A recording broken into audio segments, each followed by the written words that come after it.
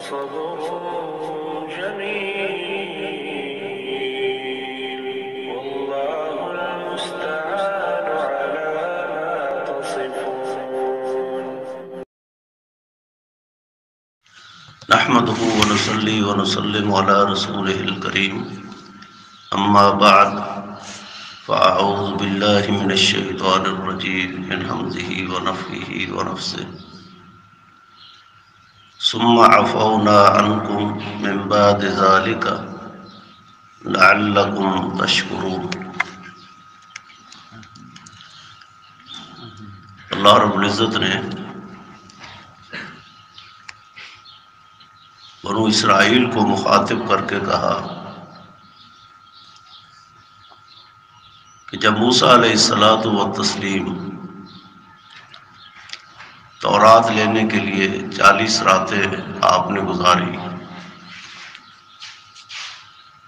تو تم نے پیچھے سے ایک جادوگر کے کہنے پر ایک بچھڑے کی پوجا پرستی شروع کر دی. اپنے ہاتھ سے تم نے بنایا، پھر اسی کو معبود بنایا، اسی کی عبادت اور پرستی شروع کر دی. کائنات میں یہ وہ گناہ ہے جو میرے اللہ کی برداشت میں نہیں. اللہ جس گناہ کو چاہتے ہیں معاف فرما دیتے ہیں، لیکن ان اللہ لا یغفر ان یشرک بہ ویغفر ما دون ذلک لمن یشاء. لیکن یہ شرک جیسے ظلم جو ہے یہ میرا اللہ معاف نہیں کرتا. موسیٰ علیہ السلام جب واپس آئے تورات لے کر، اپنی قوم کی اس حالت زار کو دیکھا تو بڑے پریشان ہو گئے.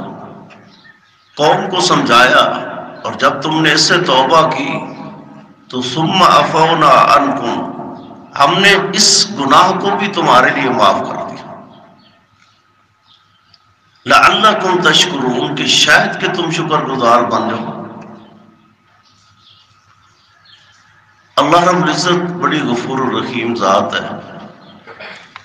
درگزر کرنا، گناہوں کو معاف کر دینا، یہ میرے اللہ کی شان ہے.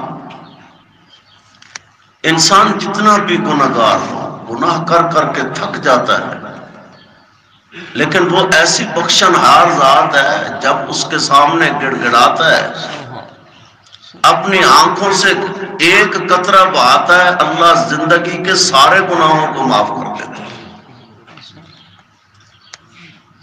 ثم عفونا عنکم، اللہ فرماتے ہیں یہ ہماری شان ہے. یہ شایان شان ہی اللہ رب العزت کی ہے. جسے چاہتا ہے معاف کر دیتا ہے، جسے چاہتا ہے گرفت میں لے آتا ہے. صحیح بخاری وغیرہ کے اندر مشہور واقعہ ہے، ایک شخص نے 99 قتل کیے. ایک قتل بھی بہت بڑا جرم ہے. من قتل مؤمنا متعمدا فجزاؤہ جہنم، جو کسی ایک شخص مومن کو قتل کر دیتا ہے اس کا ٹھکانہ بھی جہنم ہے. بلکہ کسی ایک شخص کو قتل کرنا پوری کائنات کو قتل کرنے کے برابر ہے. ومن احیاها فکأنما احیا الناس جميعا. ایک آدمی 99 قتل کرنے کے بعد بس اسے پچھتاوا ہوا، اب ندامت ہوئی، توبہ طائب کے لیے ایک 100ویں آدمی کے پاس چلا گیا.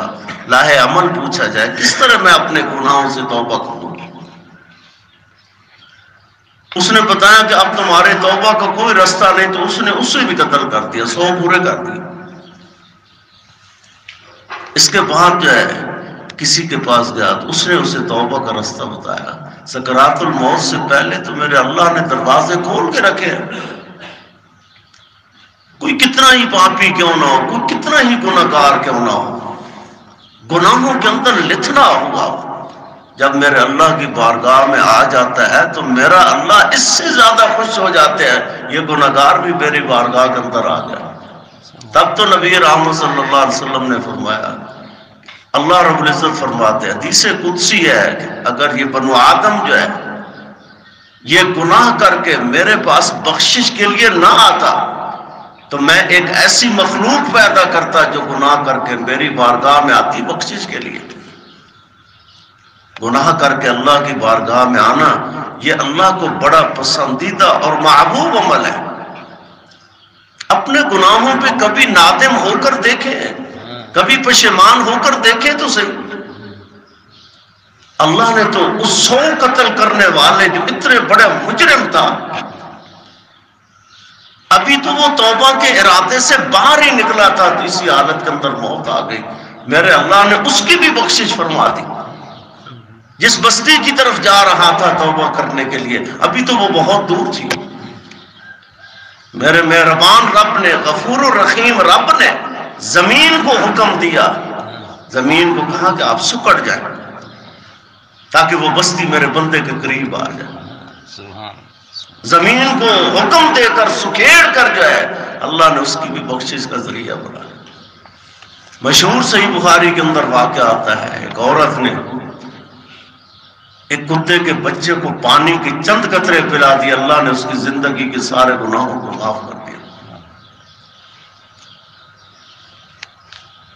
جب اللہ نے جنت بنائی، جہنم بنائی، تو جنت کے باہر لکھا ہوا تھا کوئی 2 رکعتیں پڑھے گا اللہ اس کی زندگی کے گناہوں کو معاف کر دے گا، کوئی یہ کتے کے بچے کو چند قطرے پانی کے پلائے گا اللہ اسے بھی معاف کر دے گا، کوئی فلاں کسی کو لقمہ کھلائے گا اللہ اسے بھی معاف کر دے گا۔ چھوٹے چھوٹے عمل، لیکن اللہ نے سارے بخشش کے ذرائع بنائے۔ فرشتوں نے کہا اللہ، اس سے تو یہ پتہ چلتا ہے کہ جہنم کے اندر تو کوئی بھی نہیں جائے گا، میں جہنم کے باہر بھی ذرا دیکھوں، اس پر بھی بہت کچھ لکھا ہوا ہے۔ شرک کا ایک قطرہ کوئی کرے گا، ایک چھوٹا سا عمل کرے گا، اللہ اسے جہنم رسید کر دے گا۔ فلاں کے ساتھ ظلم کا ایک قطرہ کرے گا، جہنم رسید ہو جائے گا۔ فلاں کے ساتھ یہ کرے گا، جہنم رسید ہو جائے گا۔ فرشتے کہنے لگے اللہ، ایسے محسوس ہوتا ہے کہ جنت کے اندر تو کوئی بھی نہیں جائے گا۔ اللہ رب العزت فرماتے ہیں یہی تو وہ علم ہے جو میرے پاس ہے، تمہیں نہیں دیا گیا۔ اللہ رب العزت نے بخشش کے بے شمار ذرائع بنائے، ان بخشش کے ذریعوں میں سے ایک بڑا ذریعہ جو ہے یہ ماہ مبارک میں ہے۔ یہ رمضان المبارک کا جو قیمتی مہینہ تھا، یہ بھی اللہ نے ہمارے گناہوں کی بخشش کا ایک بہت بڑا ذریعہ بنایا۔ یہ رحمتوں کے نزول کا ایک بہت بڑا مہینہ تھا، یہ اللہ کی برکتوں کے نزول کا بہت بڑا مہینہ تھا۔ آئیے اس برکتوں اور رحمتوں والے مہینے کی کچھ گھنٹے باقی ہیں، آئیے اگر مہینے کے اندر کمزوری رہ گئی، کوتاہی رہ گئی، کہیں کمی بیشی ہو گئی، آئیے اللہ رب العزت نے فطرانے کی صورت میں رمضان میں رہنے والی جتنی بھی کمی کوتاہیاں تھی اللہ سب کو معاف کر دیتے۔ پہلے اللہ نے گناہوں کی بخشش کا ذریعہ اس مہینے کو بنایا۔ اس مہینے کے اندر اگر روزوں کے اندر کوئی کمی کوتاہی ہو جاتی ہے، مثلا روزہ رکھ کر انسان سے چھوٹے موٹے گناہ بھی ہو جاتے ہیں، چھوٹی موٹی غلطیاں ہو جاتی ہیں، کوئی زبان کے ساتھ کر لیتا ہے، کوئی ہاتھ کے ساتھ کر لیتا ہے، کوئی پاؤں کے ساتھ کر لیتا ہے، چھوٹی موٹی غلطی۔ آئیے ان چھوٹی موٹی غلطیوں کو بھی ختم کرنے کے لیے، رفع کرنے کے لیے اللہ نے فطرانے جیسے ایک اہم ترین فرض بنا دیا، تاکہ یہ رمضان المبارک کے قیمتی مہینے کے اندر ایک روزے دار روزہ رکھ کر بشری تقاضے کے تحت جو اس سے چھوٹی موٹی غلطی ہو جاتی ہیں اللہ وہ معاف فرما دیتا۔ اس لیے تو اللہ رب العزت نے کہا ثم عفونا عنکم من بعد ذلک لعلکم تشکرون، ہم نے تو تمہیں معاف کر دیا تاکہ تم شکر گزار بنو۔ ایک بندہ جب گناہ کرتا ہے، گناہ کے بعد اپنے اللہ کی بارگاہ میں آتا ہے، بخشش طلب کرتا ہے، میرا اللہ جب اسے معاف کر دیتا ہے، آپ سوچیں اس کی خوشی اور فرحت کا کیا کہنا ہوگا۔ وہ دنیا کی سارے غم بھول جاتا ہے، سارے دکھ بھول جاتا ہے۔ آئیے اس مبارک اور بابرکت مہینے کے اندر جو باقی ساعات رہ گئی ہیں اللہ کا شکر ادا کرنا چاہیے۔ اللہ نے بڑی نعمتیں کی ہیں، صحت دی تھی، سلامتی دی تھی، اس کی توفیق تھی، اسی نے اپنی توفیق کے ساتھ ہم سب کو یہ عنایت فرمائی جس سے ہم نے روزے رکھے، قیام اللیل کیا۔ اب اللہ کی بارگاہ میں دعا ہے جو ہم سے چھوٹی موٹی کوئی کوتاہیاں ہو گئیں، کمی بیشیاں رہ گئیں، اللہ رب العزت اپنی بارگاہ میں انہیں معاف فرما دے، اور جو چھوٹی موٹی نیکیاں کی ہیں اللہ اپنی بارگاہ میں شرف قبولیت سے نوازے۔ سبحانک اللہم ربنا و بحمدک، اشہد ان لا الہ الا انت، استغفرک و اتوب۔